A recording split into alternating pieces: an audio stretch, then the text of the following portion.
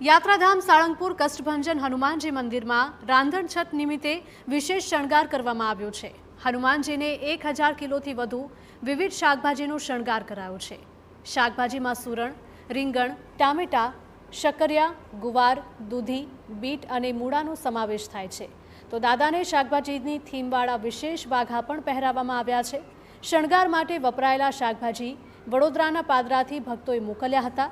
ભગવાનના વાઘા રાજકોટના એક ભક્તે એક જ અઠવાડિયાની મહેનતમાં તૈયાર કર્યા હતા। આ શણગાર કરવામાં 6 સંતો, પાર્ષદ અને ભક્તોને 4 કલાકનો સમય લાગ્યો હતો। શણગારમાં વપરાયેલા શાકભાજીનું ભક્તોને પ્રસાદ તરીકે વિતરણ કરવામાં આવશે। તો સાળંગપુર મંદિરના આ દ્રશ્યો સામે આવી રહ્યા છે કે જ્યાં વિશેષ પારણાનું પણ આયોજન કરવામાં આવ્યું છે।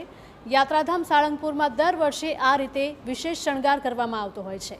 કષ્ટભંજન હનુમાનજી મંદિરમાં રાંધણ છઠ નિમિત્તે વિશેષ શણગાર કરાયો છે। હનુમાનજીને 1000 કિલોથી પણ વધારે વિવિધ શાકભાજીનો શણગાર કરવામાં આવ્યો છે।